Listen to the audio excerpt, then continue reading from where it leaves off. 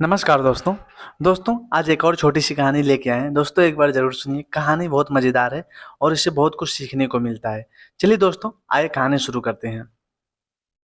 अपना पुराना छोटा मकान बेचकर नया मकान खरीदने की वजह से अविनाश के माता-पिता बहुत खुश थे। लेकिन अपने माता-पिता का इकलौता 20 साल का पुत्र अविनाश अपने पुराने मकान को छोड़कर जाने की वजह से बहुत दुखी था, क्योंकि अविनाश बचपन से जवानी तक इसी मकान में बड़ा हुआ था। इसीलिए उसे अपने स्कूल के दोस्त और मोहल्ले के दोस्त को छोड़ने में बहुत दुख हो रहा था। जिस दिन अविनाश के माता-पिता अपने नए बड़े मकान में जाने की पूरी तैयारी कर चुके थे और अपने पड़ोसियों रिश्तेदारों की मदद से जाने की जिज्ञासा व्यतीत कर रहे थे, उसी समय अविनाश अपने पुराने घर में हमेशा के लिए जाने से पहले अपने दोस्तों के पास उनसे मिलने जाता है और उनके सारे दोस्त उसकी विदाई से दुखी होकर उसे हमेशा याद रहे इसलिए कुछ न कुछ उपहार यानी अपनी तरह-तरह की चीज़ें देते हैं। अपने दोस्तों के सारे उपहार अविनाश को कस्तूरी इत्र का उपहार बहुत पसंद आया और नए घर में पहुंचने के बाद अविनाश और ज़्यादा निराश और उदास रहने लगा। इसीलिए वह एक दिन गर्मियों में की तेज तपती दोपहरी में अपना मन बहलाने के लिए पार्क में किसी बड़े पेड़ की छाया में बैठने के लिए चला जाता। पार्क अविनाश के घर से 2 किलोमीटर दूर था, पर इसलिए पार्क में पहुंचने से पहले तपती धूप की वजह से अविनाश को बहुत तेज प्यास लगने लगती। उस पार्क के रास्ते में अविनाश को एक पीपल का पेड़ दिखाई देता है। पेड़ के नीचे पानी से भरा मटका रखा हुआ था, इसीलिए अविनाश उस मटके से ठंडा पानी पीकर पीपल के नीचे बने टूटे फूटे चबूतरे पर बैठ जाता है। उस पीपल की पेड़ के आसपास काले मिट्टी का छोटा सा मटका सिंदूर लगाकर कटा हुआ नींबू, काले तिल, तिलक, रोरी, नारियल आदि सामानों के चारों तरफ बिखरे पड़े हुए थे। जैसे अविनाश चबूतरे पर बैठता है तो उसकी पेट की जेब से कुछ चुभता है। अविनाश अपनी पेंट की जेब में हाथ डालकर देखता है तो उसकी पेंट की जेब में वही कस्तूरी इत्र था जो उसके दोस्तों ने उसे उपहार में दिया था। तेज गर्मी की वजह से अविनाश के शरीर में लगातार पसीना निकल रहा था, इसीलिए अविनाश पसीने की दुर्गंध कम करने के लिए वह कस्तूरी इत्र अपने ऊपर छिड़क लेता है और इत्र छिड़कते ही अविनाश को किसी लड़की की रोने की आवाज सुनाई देती है। इसीलिए अविनाश इधर उधर देखता है, परंतु उसे कोई लड़की दूर तक नहीं दिखाई देती है। इसीलिए वह पीपल की पेड़ की छाया में बने चबूतरे पर आराम से बैठ जाता है और उसी समय सामने से ठेले पर बेलपत्र का शरबत बेचने वाला एक बुजुर्ग अविनाश के पास जल्दी से दौड़कर आता है और अविनाश से कहता है, बेटा यहाँ मत बैठो, इस चौराहे के पीपल के पेड़ के नीचे लोग आए दिन टोना टोटका करते रहते हैं और मैंने सुना है इस पीपल के पेड़ के आसपास एक चुड़ैल का साया है। और फिर अविनाश बदन से कस्तूरी इत्र की खुशबू आने के बाद वो बुजुर्ग अविनाश से कहता है कि तुम अपने शरीर पर खुशबूदार इत्र छिड़क रखा है, तुम्हें शायद पता नहीं है खुशबू चुड़ैल भूत प्रेत को बहुत पसंद होती है। मेरा कहना मानो, तुम अभी यहाँ से चले जाओ। अविनाश उस बेलपत्र का शरबत बेचने वाले की बातें को अनसुना करके उस पीपल के पेड़ के नीचे शाम तक बैठकर अपने पुराने मकान दोस्तों की याद में खोया रहता है। और अविनाश जब घर आता है तो उसे अपने बदन बहुत भारी भारी महसूस होता है, इसीलिए वह रात का खाना खाकर जल्दी सोने चला जाता है। और रात के ठीक 2 बजे उसे कमरे की खिड़की से बाहर किसी लड़की की रोने की आवाज सुनाई देती है।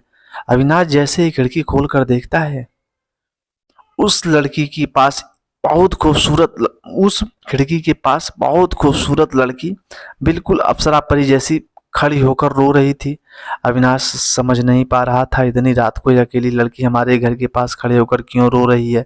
अविनाश के कुछ पूछने से पहले ही अप्सरा परी जैसी सुंदर लड़की अविनाश से कहती है, मुझे आज की रात अपने घर में शरण दे दो, कल सुबह होते ही चली जाऊंगी। मैं अपनी सौतेली माँ से छुपते छुपाते घर से भागी हूँ, क्योंकि मेरे पिता की मृत्यु के बाद मेरी माँ मुझे सौतेली पैसों के लालच में एक अमीर बूढ़े को बेचना चाहती है। उसकी परेशानी दुख को समझकर अविनाश उस लड़की को अपने माता पिता से छुपाकर अपने कमरे में ले आता है। वो लड़की अविनाश के कमरे में आते ही अविनाश के सीने पर सर रखकर रोने लगती है और अविनाश से कहती है, मैं तुम्हारे शरीर की खुशबू की दीवानी हो गई हूँ। अविनाश को पहले से ही वह लड़की दुनिया की सबसे खूबसूरत लड़की नजर आ रही थी और जब वह खूबसूरत लड़की अविनाश के सीने पर सर रखकर रो रो कर कहती है, मैं आपके शरीर की खुशबू की दीवानी हो गई हूँ, तो अविनाश अपने मन में उसके प्रेम का दीवाना होकर सोचता है, मैं शादी करूंगा तो इसी खूबसूरत लड़की से करूंगा, वरना मैं जीवन भर कुंवारा ही रहूंगा। आज से इसके सारे दुख दर्द खत्म कर दूंगा। और यह सोचते सोचते अविनाश उस खूबसूरत लड़की को अपनी बाहों में भर लेता है। इतने में उस लड़की की नजर भगवान बालाजी की तस्वीर पर पड़ती है। अविनाश और अविनाश के माता पिता बालाजी के सच्चे बड़े भक्त थे, और वह लड़की बालाजी की तस्वीर को देखते ही अपने कानों पर हाथ रखकर चीखने लगती है। भगवान बालाजी की तस्वीर को देखते हुए चीखते हुए उस खूबसूरत लड़की को चुप करवा कर अविनाश जल्दी से बालाजी की तस्वीर दीवार पर उल्टा कर देता है, और दीवार पर उल्टी तस्वीर होते वह खूबसूरत लड़की शांत हो जाती है। और फिर वह खूबसूरत लड़की अविनाश से कहती है, मैं तुम्हारे कमरे में जितने भी भगवान की तस्वीरें हैं उन्हें अलमारी में रख दो, क्योंकि भगवान ने आज तक मेरी कोई मदद नहीं की है, इसीलिए मैंने भगवान की भक्ति करना छोड़ दिया है, और मैं भी तुम्हारे घर से चली जाऊंगी। लेकिन क्या करूं, मैं मजबूर हूं, क्योंकि तुम्हारे शरीर से जो खुशबू आ रही है मैं उसकी दीवानी हो गई हूं। अविनाश, सिर्फ खुशबू ही, या जिसके शरीर से खुशबू आ रही है उसकी भी दीवानी हो गई हो? अविनाश पूछता है। हाँ, पहले ही मुलाकात में ही आपसे प्रेम हो गया, इसीलिए मैं तुम्हारी पूरी सच्चाई बताना चाहती थी। अविनाश को वो लड़की बताती है, मेरा नाम नगमा है। सौतेले माँ के अत्याचारों से तंग आकर मैंने 2 वर्ष पहले आत्महत्या कर ली थी। आत्महत्या करने के बाद भी मुझे शांति नहीं मिली, क्योंकि आज मेरी आत्मा इधर उधर भटक रही है। और जब तुम पीपल के पेड़ के नीचे कस्तूरी इत्र अपने ऊपर छिड़क कर बैठे थे, मैं उसी वक्त तुम्हारे शरीर की खुशबू से आकर्षित होकर तुम्हारे पीछे पड़ गई हूँ। अविनाश उस परी सी अप्सरा जैसे खूबसूरत लड़की को इतने प्रेम में दीवाना हो गया था कि वह समझ नहीं पा रहा था कि वह लड़की नहीं भयानक चुड़ैल है। प्रेम में पागल अविनाश खूबसूरत लड़की की भटकती आत्मा से कहता है, तुम जीवित हो या मृत हो, लेकिन अब से सिर्फ तुम मेरी हो। और अविनाश उस चुड़ैल को अपने कमरे में रख लेता है, और उस रात के बाद वह चुड़ैल दिन में गायब हो जाती थी। रात को 12 बजे के बाद अविनाश के साथ सुबह होने तक रहती थी। वह चुड़ैल अविनाश से कस्तूरी इत्र के अलावा कुछ नहीं मांगती थी। अविनाश भी कस्तूरी इत्र खत्म होने से पहले ही चुड़ैल को कस्तूरी इत्र लाकर दे देता था। वह नगमा नाम की चुड़ैल अविनाश के उसके माता पिता को कोई नुकसान नहीं पहुंचा रही थी, लेकिन फिर भी उसके घर में आने जाने के बाद सब कुछ अशुभ अशुभ हो रहा था। इसीलिए अविनाश के माता पिता घर की सुख शांति के लिए बालाजी की पूजा अपने घर में करवाते हैं, और पंडित जी घर में घुसते ही बता देते हैं, तुम्हारे घर के अंदर एक चुड़ैल का साया है। और पूजा करते करते पंडित जी को पता चल जाता है कि चुड़ैल का साया उसके बेटे अविनाश के ऊपर है। इसीलिए पंडित जी अविनाश से हवन कुंड में हवन सामग्री डलवाते हुए मंत्रों का उच्चारण कराते हैं।